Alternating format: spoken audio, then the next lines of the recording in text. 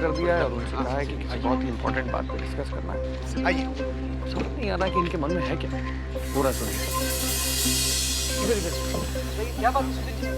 रातों रात ऐसा क्या हुआ कि आपने मुझसे सलाह मशवरा भी नहीं किया? क्या परेशानी क्या है? भाई इसमें घबराने की कोई बात नहीं है। हम सब आ ही चुके हैं, जो कहना है सबके सामने कहेंगे, आप भी सुन लीजिएगा। भाइयों, कल हमने सबके सामने घोषणा किया था कि दिनकर जी को न्याय दिलाने के लिए विधानसभा के बाहर हम आत्महत्या करेंगे और इसके लिए दृढ़ प्रतिज्ञ और कृत संकल्प थे। मतलब विधानसभा के कहना क्या चाह रहे हैं? यही बताने जा रहा हूँ, हमें बताने दीजिएगा। तो भाइयों, आत्मदाह करने के लिए हम लोग पूरी तैयारी कर चुके थे, लेकिन अचानक दिनकर जी के बारे में कुछ कड़वी और कसैली सच्चाई पता चली।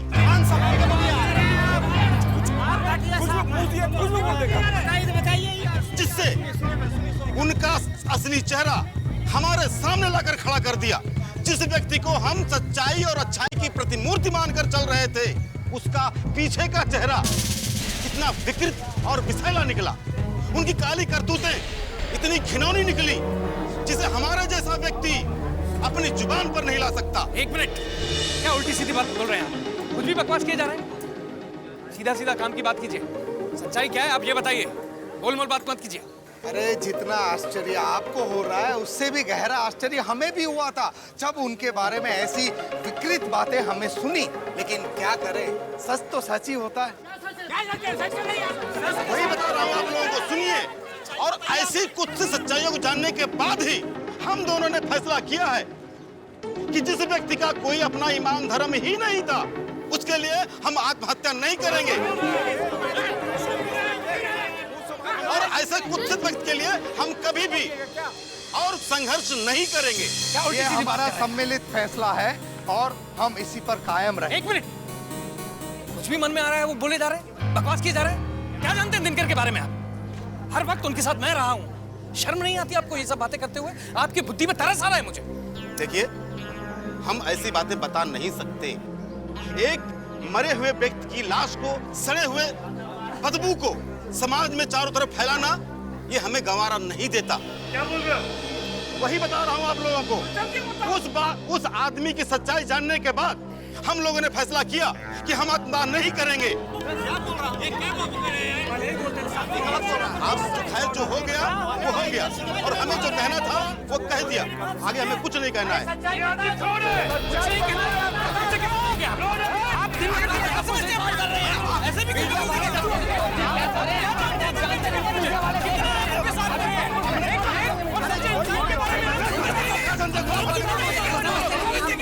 बदनाम हो जाएंगे, समझते नहीं आप? कुछ भी बोल रहे हैं दिनकर जी के बारे में। क्या जानते क्या है वो दिनकर के बारे में? तो ठीक है, तो हमको याद नहीं रहता, तुम फोन कर लेना। चलो तो प्रणाम प्रणाम प्रणाम। अरे भैया जी, आपके लिए एक और चिट्ठी आई। चिट्ठी? चल बाले खड़े बुलाएंगे तो। ठीक है। बिंदा जी, हम पलके बिछा के आपका इंतजार करते रहे, लेकिन आप नहीं आए। लगता है हम ही में कोई ऐसा कमी है कि आपका दिल नहीं जीत पाए।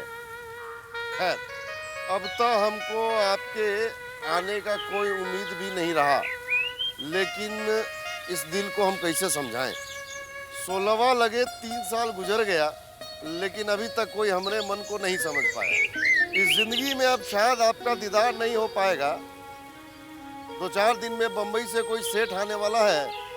लगता है अब आप उसके साथ हमको चला जाना ही पड़ेगा। हमरा से तो ऐसा कोई बातें नहीं हुआ था।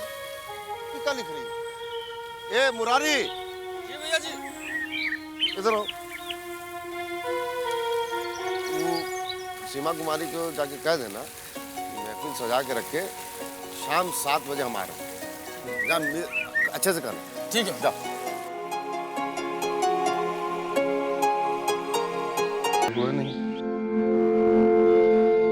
नहीं प्रताप। हाँ भैया जी। क्या बात है भैया जी, बड़ा परेशान लग रहे हैं आप। अरे वो सब छोड़ो, ये बताओ कि बिंदा के बारे में कुछ जानकारी है? तू हंस कह रहा है? हम ये टेंशन में चल रहे हैं, तुमको हंसी आ रही है? मानेंगे एक तबड़क। भैया जी, क्या है?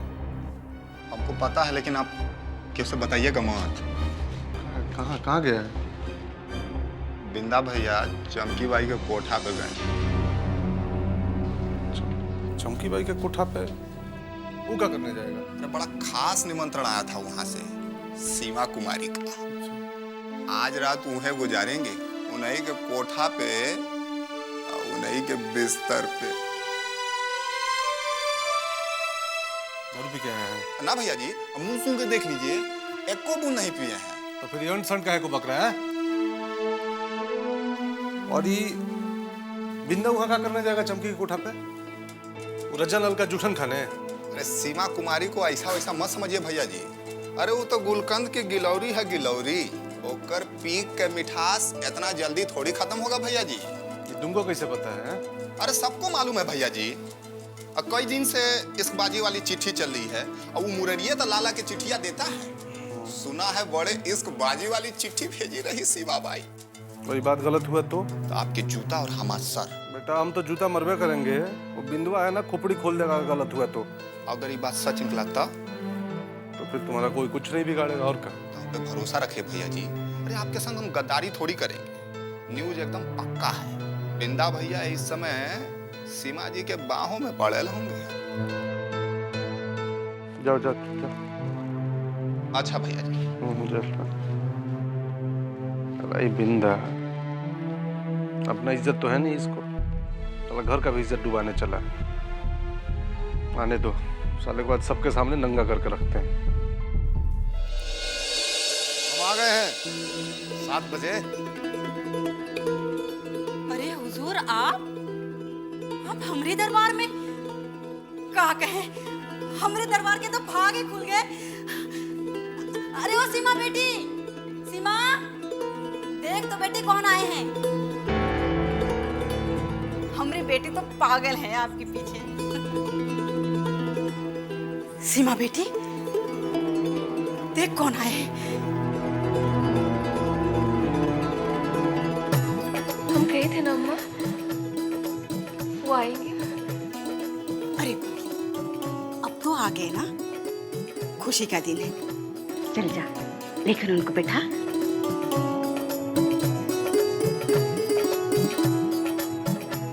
चलिए हम आ गए ना, हम आ गए ना।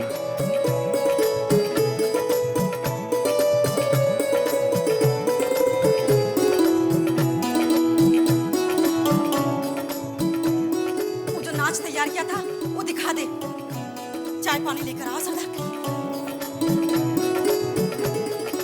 का कहे बिंदा बाबू, हमारी बेटी तो आपके लिए इतनी पागल है कि एक नया गाना खास आपके लिए तैयार किया है।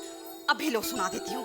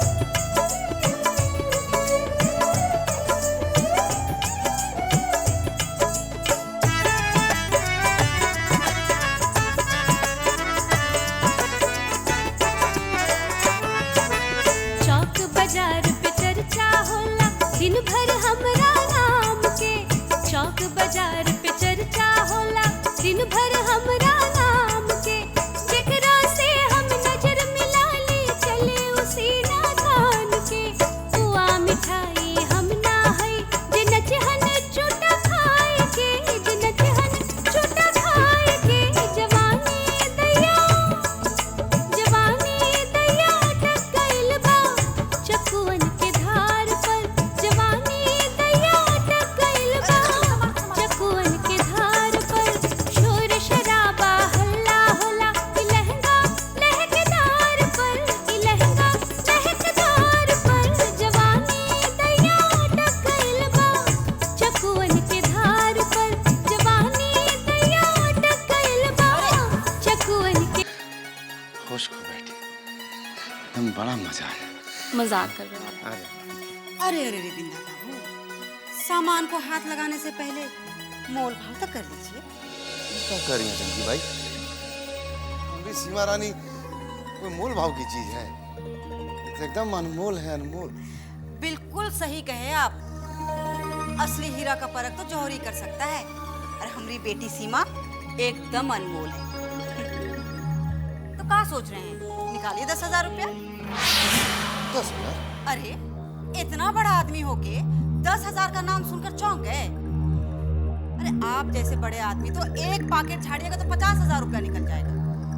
अरे सोच का रहे हैं, झाड़िए ना पैकेट। अरे वो पैंट टाइट पहने हुए है ना, तो इतना पैसा कैसे पॉकेट में रखाएगा? पॉकेट टाइट है। तो फिर ठीक है, जो दिन आप ढीला पैकेट वाला पैंट पहन कर आएंगे ना, वही दिन हमारी बेटी सीमा मिलेगी आपको। ये चंकी भाई, हम पे भरोसा नहीं है। हम महाराजगंज के राजा हैं, राजा। बहुत राजा महाराजा आते हैं यहाँ पे, लेकिन जाते हैं गुलाम बनकर। ये चंकी भाई, आज के रात हमको मत रोको, हम पे भरोसा करो। हलवाई से मिठाई खाने के बाद किसी को पैसा देने को मन करता है का? हाँ, और फिर ये गली का तो उसूले है कि आज नगद और कल उधार। सीमा रानी, तुम ही ना प्रेम का संदेशा भेजी थी हमको। देखो तुम्हारे सामने हमारा इंसल्ट हो रहा है। हमरे खातिर आपका 10,000 भी नहीं दे सकते? तो तुम्हारे खातिर जान दे देंगे। 10,000 का चीज क्या? चमकी भाई, सीमा रानी को संभाल के रखिएगा, कल है पैसा लेके आ रहे हैं। अरे अरे हुजूर, हाँ। चप्पल तो पहन कर चाहिए। अरे हाँ, तो हम जाते हैं, कल है आवेंगे। हाँ। सीमा रानी, अच्छा ठीक।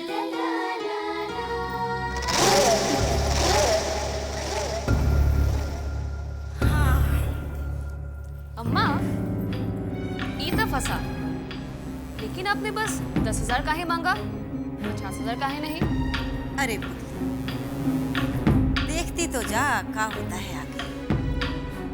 एक बार फंस जाए तो बकरे को धीरे धीरे हलाल करना चाहिए।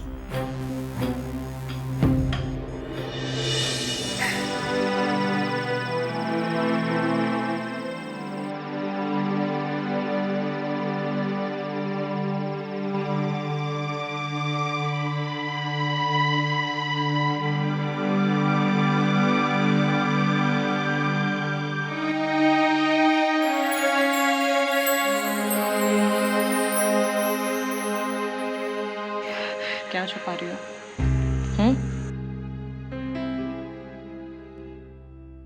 बताओ। वो देखो मिस कर रही हो।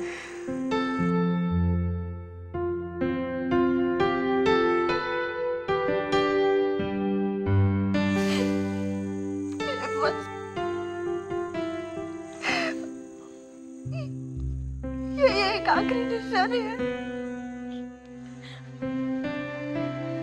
मेरे पास ही रहने दीजिए।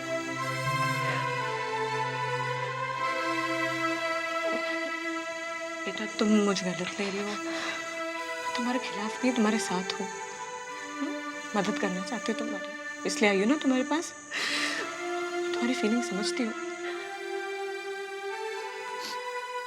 आपने हमेशा मेरी मदद की, मैं कभी नहीं भूलूंगी। लेकिन मैं इंदर से शादी नहीं करूंगी। मैं अपनी जान दे दूंगी, लेकिन मैं इंदर से शादी नहीं करूंगी। पागलो, हाँ, ऐसी बातें कर रहे हो? कौन बोल रहा है तुम्हें अंदर से शादी करने के लिए? हाँ, बोलो, क्या तो कहने दो। मैं हूं ना तुम्हारे साथ, लड़ रही हूँ ना तुम्हारे साथ मैं। किस किस से लड़ेंगी आप भाभी? किस किस से लड़ेंगी? मुझे ये सब बताने की जरूरत नहीं है आपको। सब जानती हो, कुछ नहीं होगा। मेरा उधर मुझसे दूर जा चुका और अब मैं जाऊंगी। पेशेंस रखो, सब ठीक हो जाएगा। कुछ नहीं होगा भाभी, कुछ नहीं होगा। मैं अपनी जान दे दूंगी, सब कुछ अपने आप ठीक हो जाएगा। इस सब फसाद की जड़ मैं ही हूं ना। थप्पड़ मारूंगी आंदा ऐसी बात करेगी तो। कुछ नहीं होगा भाभी, मत बात कीजिए। जान देने से कुछ नहीं मिलेगा, कोई सॉल्यूशन नहीं है जान देने से। देखो इधर, देखो इधर। हाँ, भरोसा है ना मुझ पर?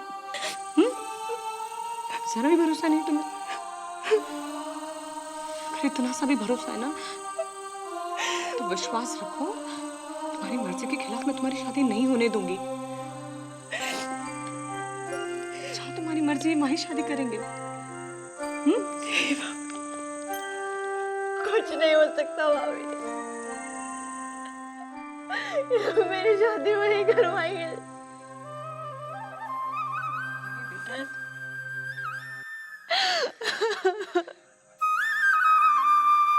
तुम्हारी शादी करवाने के लिए इन लोगों को मेरी लाश पे से गुजरना पड़ेगा।